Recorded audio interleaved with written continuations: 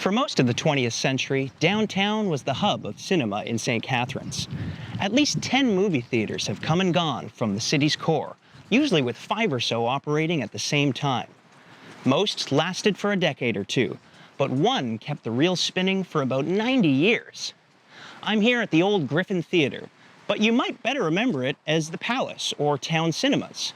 This is History from Here, a video series presented by the St. Catharines Museum and Welland Canal Centre.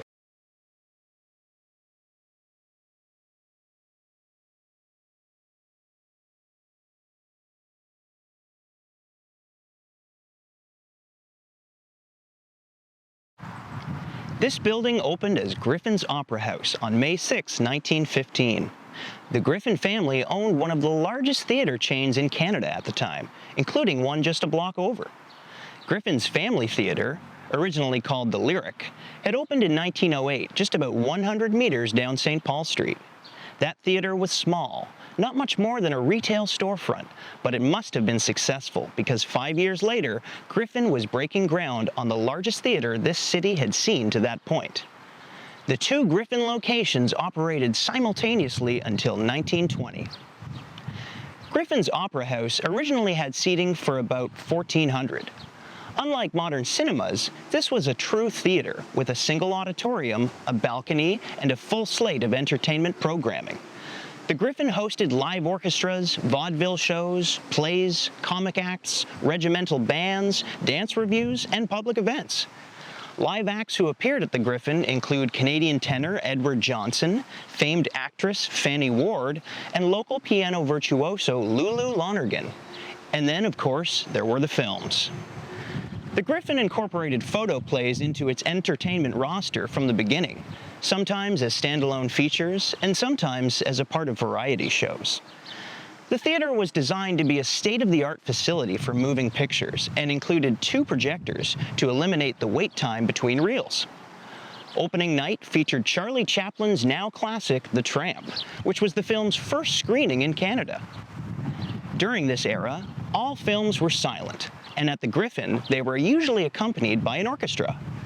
One notable incident happened in 1918 when 4 reels of highly flammable nitrocellulose film caught fire during a screening. The orchestra kept playing to keep the audience occupied and relaxed while firefighters, who only had to walk over from next door, contained the blaze. The Griffin has gone through numerous transformations in its history. By the mid-1920s, it was more often branded as Griffin's Theatre rather than Opera House, no doubt to better reflect the facility's use as a cinema and modern entertainment venue. In 1929, the building was renovated and reopened as the Palace Theatre, though it still featured a single auditorium and continued to host both film and live performances.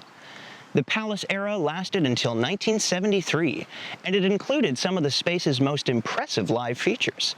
Superstar British actress and singer Gracie Fields was here in 1941 as part of a wartime tour in support of troops.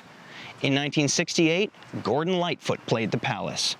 Canada's folk rock troubadour had initially been booked to perform at the Collegiate, but the rising star's popularity necessitated a venue upgrade. In 1948, the St. Catharines Civic Orchestra was founded by conductor Jan Volanek with the Palace Theatre as its home base. Palace management donated a Sunday time slot to the upstart group for their first concert, and the relationship stuck for 21 years.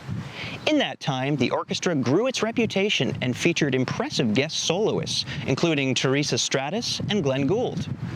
With the facilities here aging and the orchestra growing, the organization moved to a new home at Brock University in 1969, then back downtown to the Performing Arts Center in 2015.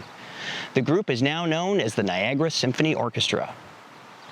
After a large fire in 1973, this theater was once again renovated and reopened as the Town Cinemas, this time with 2 auditoriums for simultaneous showings. The Town Cinemas was a true movie theater in the modern sense, no longer hosting live performances.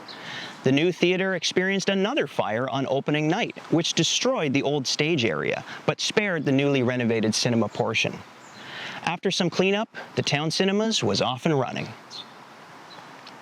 The Town Cinemas represents Big Cinema's last major push in downtown St. Catharines. It lasted some 30 years, but times were changing. In the 1960s, 70s, and 80s, St. Catharines was rapidly suburbanizing. Traditional downtown theaters had trouble competing with modern multiplex chains with their massive parking lots, numerous screens, and flashy amenities. Ownership here changed a few times, and by the 1990s, the town cinemas was largely relegated to second-run showings. There were hopes to refurbish the theater to look and operate as it did as Griffin's Opera House in 1915, stage shows and all, but the necessary financial backing never materialized. In 2004, the theater stopped screening movies altogether. The space was briefly used for amateur rock concerts, but it has sat empty for many years. Movie screenings did return to the corner of St. Paul and Carlisle in 2016 when the Film House opened across the street at the First Ontario Performing Arts Centre. The Film House is community-focused and programs a mixture of independent and international films, blockbusters and classics, as well as documentaries and Canadiana, all in an intimate 199-seat theater.